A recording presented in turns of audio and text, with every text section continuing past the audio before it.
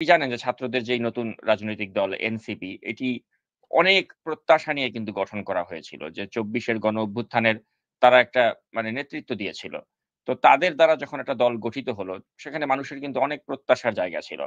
এবং আপনি জানেন যে ডক্টর মোহাম্মদ ইউনূস তিনি সরাসরি কিন্তু তাদেরকে প্যাট্রোনাইজ করেছেন। এবং এ কারণে তাদের গায়ে একটা কিংস পার্টির তকমাও লেগে গিয়েছিল। কিন্তু তারপরেও কিন্তু জনগণের একটা আস্থা ছিল শুরুর দিকে এই দলটির প্রতি। যেহেতু নাহিদ, আসিফ বা তাদের দ্বারাই এই দলটি গঠিত হতে যাচ্ছে। তো সেজন্য একটা প্রত্যাশার জায়গা কিন্তু ছিল। কিন্তু এখন দেখা যাচ্ছে যে এটি গঠন হওয়ার সাথে, সাথে এই দলটিকে নিয়ে কিন্তু নানা ধরনের কিন্তু বিতর্ক তৈরি হয়েছে। দেখা যাচ্ছে যে কারো বাবা একটি ঠিকাদারি ব্যবসার লাইসেন্স বাগিয়ে নিচ্ছেন।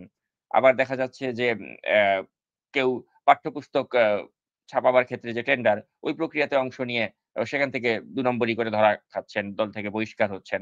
তো এরকম নানা কেলেঙ্কারিতে কিন্তু তারা জড়িয়ে যাচ্ছে।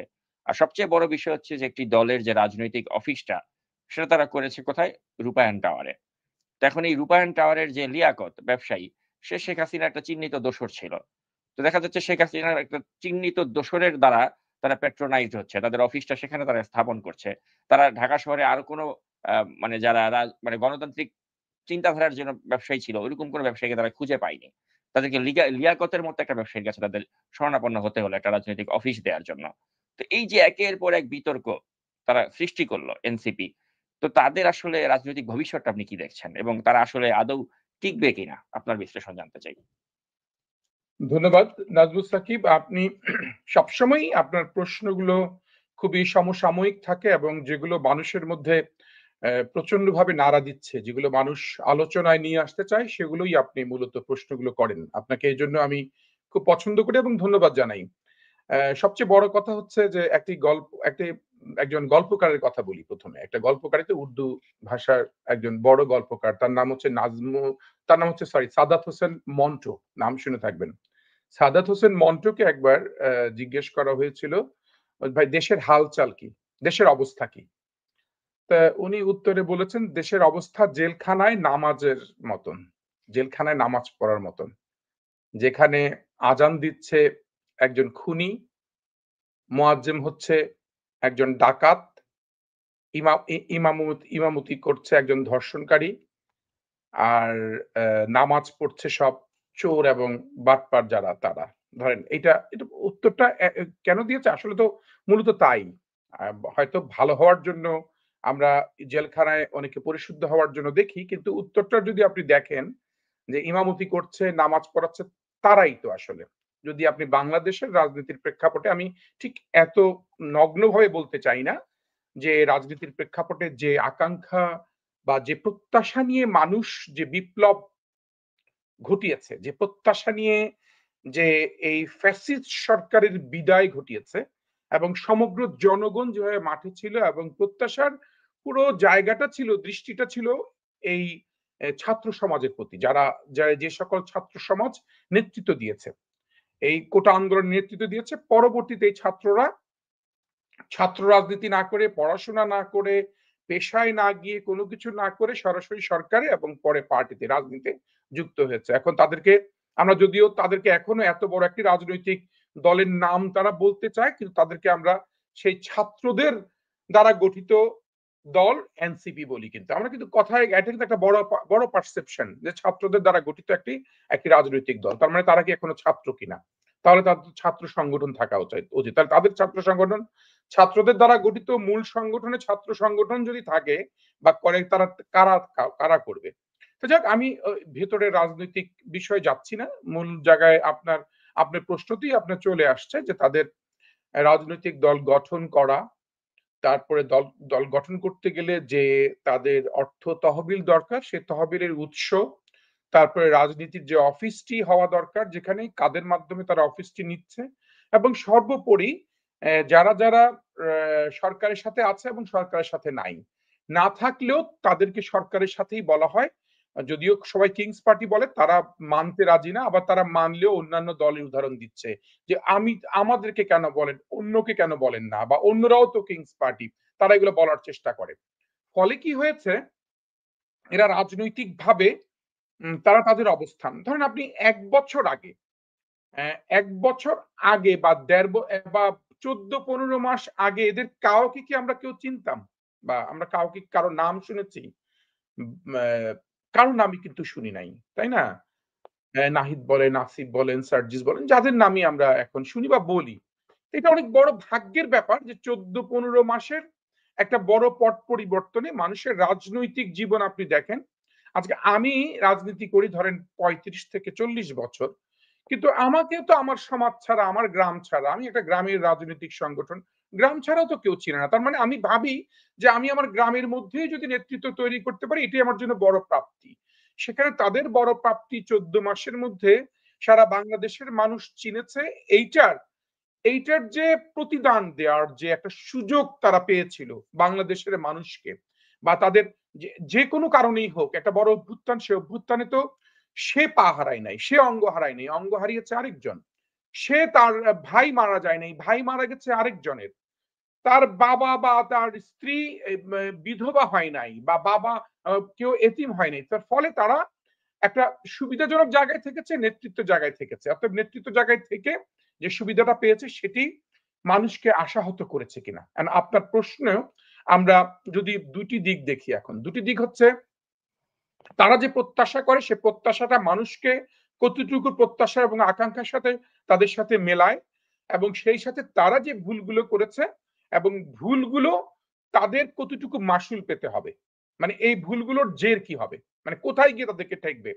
আপনি দেখেন রাজনীতি অঙ্গনে আসলে কিন্তু আমরা আমরা অনেক সময় বলি না যে আহ, অতি বড় ঘরণী না পায় ঘর অতি বড় সুন্দরী না পায় বর অতি বড় বিপ্লবী না তুলে ঝড় একটু অতি বিপ্লবী চেতনা যারা দেখাতে চায় সমাজে আপনি দেখবেন সব জায়গায় আপনি আপনার বন্ধুদের মধ্যেও দেখবেন লক্ষ্য করবেন যে বন্ধুটি খুব অতি বিপ্লবী ভাব দেখায় তাকে কিন্তু আপনি সরিয়ে রাখেন কারণ কারণ সে একটা সমস্যা নিয়ে আসে সমাজের মধ্যে আচ্ছা সমস্যাটা কি আওয়ামী লীগ একটি অতি বিপ্লবী রাজনৈতিক দল নিজেদেরকে প্রচার করেছে দীর্ঘদিন বিভিন্ন রকমের তকমা লাগিয়েছে যে আমরা মুক্তিযুদ্ধের চেতনায় বিশ্বাসী চেতনার কথা বলে নিজেদেরকে বিপ্লবী করার একটা একটা একটা প্রচ্ছন্ন ভাব তৈরি করেছে এবং যেটি প্রকট আকার ধারণ করেছে পরে তারপরে তারা কি তারা বিচার চায় যুদ্ধাপরাধীর বিচার চায় এই বলে একটা শাহবাগী মঞ্চ তৈরি করেছে মানে বিভিন্ন ধরনের সেগমেন্ট ডেভেলপ করেছে করে তাদের একটাই উদ্দেশ্য ছিল কি মানুষের মধ্যে এমন একটি ভাওতাবাজির একটা একটা জিনিস তৈরি করা যে না আমরা আমরা একমাত্র যুদ্ধের ঠিকাদার একাত্তরের এবং আমরা একমাত্র স্বাধীনতার ধারক বাহক রক্ষক অতএব এখানে আমরা ছাড়া আর কেউ রক্ষা করতে পারবে না এবং আমরা যদি রক্ষা করতে পারবো না আমরা জামায়াতে ইসলামকে নিষিদ্ধ করব শেষ করব ধ্বংস করবো এমন একটি বলে কিন্তু করে নাই ধরেন জামায়াতে ইসলামের শেষের দিন এসে একদম শেষের দিন এসে তারা নিবন্ধন বাতিল করেছে কিন্তু নিষিদ্ধ করেনি কিন্তু তারা একটা নাটকীয়তা খেলা খেলেছে আপনি দেখেন একই ঘটনা এই ছাত্র সমাজ তারা বলার চেষ্টা করছে তারাই একমাত্র ধারক রক্ষক এই নতুন অভ্যুত্থানের এই নতুন ফ্যাসিস্ট পতনের তারাই একমাত্র একমাত্র বিপ্লবী এটা এবং সেই সাথে তারা কিন্তু দেখবেন সবচেয়ে বেশি অন্য কেউ বলুক আর না বলুক বলে এদের বিচার করা ছাড়া আমরা ঘরে ফিরবো না আমরা আওয়ামী লীগকে নিষিদ্ধ করে ছাড়বো আওয়ামী লীগের সাথে ওরা আওয়ামী লীগ উচ্চারণটা বেশি করে আওয়ামী লীগ যেভাবে জামাতকে ব্র্যান্ডিং করেছে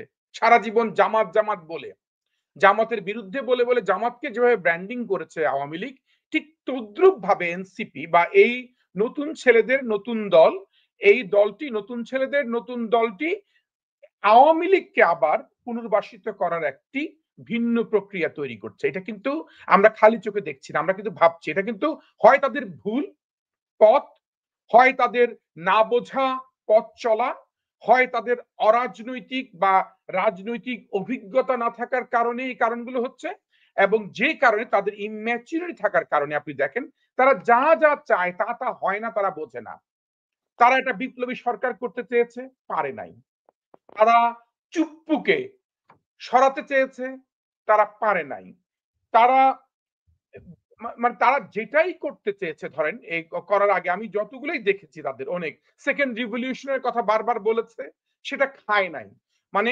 অনেক বিষয় আছে না যে বিষয়গুলো সেনাবাহিনীকে নিয়েও তো তারা বিতর্ক করল। তারা বলল হাসনাত নাকি ওয়াকার। মানে এই যে একটা ঔদ্ধত্য, একটা সেনাবাহিনী প্রধান বা সেনাপ্রধানের বিরুদ্ধে যেভাবে তারা কথা বলেছে, এটা তো কোন রাজনৈতিক দল আজ পর্যন্ত বাংলাদেশের ইতিহাসে এ ধরনের ধৃষ্টতা দেখায়নি। না মানে যেটা আপনি ঠিকই বলেছেন। রাজনৈতিক একটা শিষ্টাচার, রাজনৈতিক একটা ল্যাঙ্গুয়েজ রয়েছে। আপনার রাজনৈতিক ভাষা যদি আপনি যে রাজনৈতিক ভাষাটা পড়ে বুঝে এটা অভিজ্ঞতার ব্যাপার। এটা মাঠে কাজ করার ব্যাপার। এজন্য রাতারাতি রাজনীতিবিদ হওয়ার কারণে আপনি দেখুন আসিফকে যদি প্রশ্ন করা হয়, "তোমার বাবা ঠিকাদারি লাইসেন্স নিয়েছে কিনা জানি না।" মানে এই না জানার বিষয়গুলো। "তোমার পিএস অপরাধ করেছে কিনা, লুটপাট করেছে কিনা জানি না।" তারপরে নাহিদের বাবা কোথায় মানে যদি সে ঘরের খবরই বলতে না পারে তাহলে রাষ্ট্রের খবর, রাজনৈতিক দলের খবর এবং অপরাপর দলের খবর এবং এখন যেটা বলছে যে আমি কোন রাজনৈতিক দলে যাব সেটি আমি সিদ্ধান্ত নিব ধরেন সে যে কয়েকদিন ধরে যেটা খুব মার্কেটে ছড়াচ্ছে যে এখন সে এনসিপি তে যাবে না পুরন রাজনৈতিক দলে যাবে না নতুন রাজনৈতিক দলে যাবে মানে এটা তো একটা পুরোপুরি ভাওতাবাজি। কারণ তাকে তো জামায়াতও নেবে না, তাকে বিএনপিও নেবে না। আচ্ছা অতএব সে তো এনসিপি তেই যাবে। তাহলে কেন এই ভাওতাবাজির কথাবার্তা বলছে? ভাওতাবাজি হচ্ছে মার্কেট যাচাই করছে। তারা এই যে বললাম না পলিটিক্যাল ইম্যাচুরিটি থাকার কারণে মার্কেট কারণ সে তো আপনার ওরা, ওরা দেশের একটা অ্যাসেট হতে পারত। আমার খুব কষ্ট লাগে ওদের বিরুদ্ধে কথা যখন বলি, বিরুদ্ধে না আমি যেহেতু পলিটিক্যালি কথাগুলো বলতে হচ্ছে এবং পলিটিক্যাল ট্র্যাক এ কথা বলতে গেলে অতএব আমাকে তো পলিটিক্যাল ইস্যুতেই রেজ করতে হবে কথাগুলো। অতএব তাদের ব্যাপারে আমি খুব আশাহত হয়েছি এবং আমি তাদের ব্যাপারে স্বপ্ন দেখা শুরু করেছিলাম যে না এদেরকে দিয়ে একটা বড় ধরনের কিছু একটা ঘটাবো বাংলাদেশে বা আ কোনো আট বড় আট ধরনের ৮ মাসের মধ্যেই সকলের স্বপ্ন ভঙ্গ হয়ে গেল। সত্যিই তাই। আমি ভাবতে পারি নাই যে এত অল্প সময়ে ওরা যে এভাবে মানুষের আশা, স্বপ্ন সব ভঙ্গ করবে। এবং তাদের মধ্য থেকে যে তারা যে নতুন বন্দোবস্তর কথা বলে পুরাতন বন্দোবস্তকেই তারা যে মানে আমলে নিয়ে কাজ করবে এবং তারা জানেই না আসলে সবগুলো হচ্ছে শব্দ, বিভিন্ন নতুন শব্দ মার্কেটে ছাড়ার মতন আরকি। নতুন শব্দের সাথে নিজেদের কোনো কিন্তু সম্পর্ক নাই। তার কারণটা কি জানেন? তারা তো আপনি ধরেন পলিটিশিয়ান যারা পৃথিবীতে আপনি পলিটিক্যাল স্টাডি করে দেখেন যারা পলিটিশিয়ান তাদের পড়াশোনার জায়গা তারা পড়াশোনা করার অনেক ব্যাপক সময় নিয়েছে আপনাকে তারপরে সেই পড়াশোনার পাশাপাশি রাজনৈতিক মহলের থেকে রাজনৈতিক অভিজ্ঞতা নেওয়ার সুযোগ পেয়েছে এখন তারা রাতারাতি ধরেন এটা অনেকটা হয়ে গেছে কি জ্যাকপট পাওয়ার মতন না তারা ধরেন তারা এক ধরনের রাজনীতির জুয়ারু হয়ে গেছে জুয়ারু এই জুয়ারিরা কখনো দিয়ে কখনো এই জুয়ারি আমি এই জন্যই বলছি পলিটিক্যাল গ্যাম্বলার ওদের ব্যাপারে আমি এই নামটা দিতে চাচ্ছি যে ওরা একটা পলিটিক্যাল গ্যাম্বলার হয়ে গেছে এবং গ্যাম্বলিং এ তারা একটা বড় জ্যাকপট পেয়ে তারা ভাবছে যে তারা এখন রিচ ধনী রাজনৈতিক অঙ্গনে তারা ধনী কিন্তু তারা কয়দিন পরেই যে এই জ্যাকপটের সব টাকা হারাবে ভিক্ষুক হবে এবং ভিক্ষাবৃত্তি করবে রাজনৈতিক অঙ্গনে ব্যক্তি জীবনে ভিক্ষাবৃত্তি করুক সেটা আমি কখনো প্রত্যাশা করি না রাজনৈতিক অঙ্গনে ভিক্ষাবৃত্তি করে বিভিন্ন দলে যাওয়ার চেষ্টা করবে এবং আপনি আজকের এই অনুষ্ঠানে আমি বলে দিয়ে যাচ্ছি যে এই এনসিপি দেখবেন কোনো না কোনো রাজনৈতিক দলের সাথে তারা একটা মানে হবে যৌথভাবে নির্বাচন করার চেষ্টা করবে এবং এমনও হতে পারে তারা যাদের বিরুদ্ধে অনেক বেশি কথা বলে তাদের পক্ষ অবলম্বন করতে পারে একটা সময় গিয়ে এবং সেটি আমি জানি না যদি কোন পর্যায়ে গিয়ে ঠেকে ওরা অতি বিপ্লবী ভাব দেখাচ্ছে আওয়ামী লীগকে শেষ বাবা আওয়ামী লীগের দ্বারা নির্যাতিত নিপীড়িত যারা হয়েছে ওই তারাও কিন্তু এত মানে আমি একজন ব্যক্তি সাক্ষী আপনি তো নিশ্চয়ই জানেন যে আমার এই বাম হাতটাকে ৬ টুকরা করে দিয়েছে এখানে কিন্তু আমরাও যখন কথা বলি একটা রাজনৈতিক ভাষা নিয়ে কথা বলি এবং তারা যেভাবে অতি বিপ্লবী ভাব দেখে আমাকে তখন তাদেরকে ঠিক আওয়ামী লীগের চরিত্রই ভেসে উঠে তাদের কাছ থেকে যে আওয়ামী লীগ ঠিক একই চরিত্র একই ভাব প্রকাশ করেছিল দীর্ঘদিন আবার এবং জামাতকে দিয়েই তারা রাজনীতিটা করিয়েছে এবং জামাত কেন্দ্রিক রাজনীতি করেছে এবং এরা কিন্তু আওয়ামী লীগ কেন্দ্রিক রাজনীতি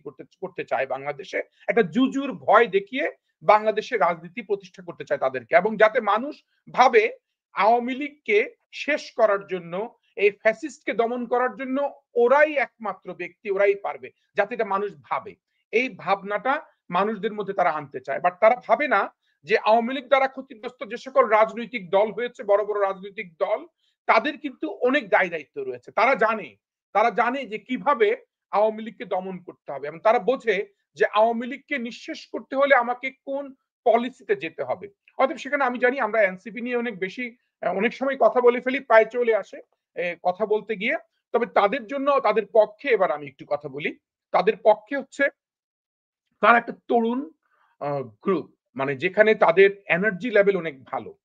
আপনি অন্যান্য অপর রাজনৈতিক দলের যারা শীর্ষ নেতা, যারা প্রথম সারির লিডার সকলেরই অনেক বয়স হয়ে গেছে, তাই না? আ যে কারণে তাদের এনার্জি লেভেল ওদের এনার্জি লেভেলের মধ্যে আমি যদি এনার্জিটাকে আমি একটু ডিফাইন করতে চাই এবং তাদের পরিশ্রম করার সুযোগ রয়েছে অনেক সারা দেশব্যাপী। ওই পরিশ্রম না, ওই পুরন বন্দোবস্তের মতো করে ১০০ হুন্ডা ৫০০ গাড়ি বহর নিয়ে যাবে, গিয়ে শোডাউন করবে, গিয়ে দেখা যাচ্ছে প্রত্যেক গাড়িতে ড্রাইভার ছাড়া আর কেউই নাই।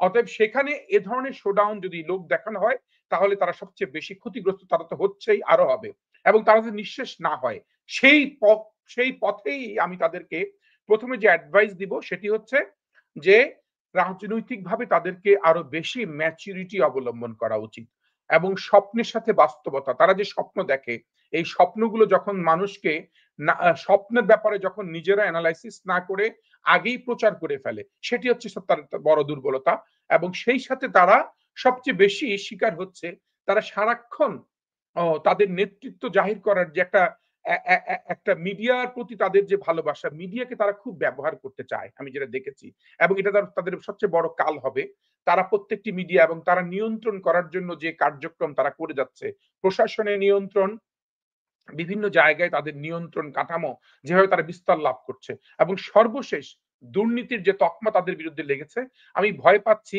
যে এই ১৪-১৬ বছরে আওয়ামী লীগ যে দুর্নীতি করেছে তারা ৮-১০ মাসের পরে কোন ফিরিস্তি বের হয় কোন রিপোর্ট কোন ডেটা আমরা হাতে পেয়ে যাই আমি খুবই ভয় পাচ্ছি কারণ এমনই ভয় পাচ্ছি যে সকল জিনিস সংখ্যা আমরা শুনতে পাই সে সকল সংখ্যাগুলা তখন তারাই তাদের কারণেই আওয়ামী লীগকে পুনর্বাসিত করতে বাধ্য হচ্ছে মানুষ কারণ তখন বলতে বাধ্য হবে ভাই আওয়ামী লীগকে অপরাধী বলো তুমি এত বড় বড় কথা বলে তুমি তো কম অপরাধ করছো না ফলে আমরা যারা সবচেয়ে বেশি ভুক্তভোগী যারা অন্যান্য রাজনৈতিক দল সবচেয়ে বেশি কষ্ট নির্যাতিত হয়েছে তারা আবারও ক্ষতিগ্রস্ত হবে মানুষের মুখোমুখি হবে এবং মানুষের মধ্যে বিভাজন সৃষ্টি হবে অতএব এই মানুষের বিভাজনটা সৃষ্টি না করার জন্য কারণ পারসেপশনটা তো অনেক বড় বিষয়ে দাঁড়ায় পলিটিক্সে এই পারসেপশনটা তারা আজকে যেটি ডেভেলপ করতে চায় সেগুলো তারা যাতে আমলে নেয় এবং তারা যাতে সত্যিকার অর্থে চর্চা করে এবং সত্যিকারের চর্চা না করে নামলে এনসিপি বাংলাদেশের সবচেয়ে একটি কুলাঙ্গার সংগঠন হিসেবে তারা তৈরি হবে এবং তাদের কারণে সবচেয়ে বেশি ক্ষতিগ্রস্ত হবে যারা তাদেরকে বিশ্বাস করেছিল তারা ক্ষতিগ্রস্ত মানে কি কষ্ট পাবে মানসিকভাবে ভেঙে পড়বে এবং এই মানসিকভাবে ভেঙে না পড়ার জন্য তাদের পক্ষে এখনো তো কিছু লোকজন আছে কিছু মুষ্টিমেয় লোকজন এখনো আপনারা বিভিন্ন জরিপ টরিপ করে দেখতে পাবেন যে হ্যাঁ তাদেরকে দিয়ে এখনো মানুষ স্বপ্ন একদম শেষ করতে চায় না যে আমি একটু স্বপ্ন দেখতে চাই এই স্বপ্ন দেখা মানুষগুলোকেও তারা যাতে টিকিয়ে রাখে এটাই থাকবে তাদের প্রতি আমার শেষ একটি আহ্বান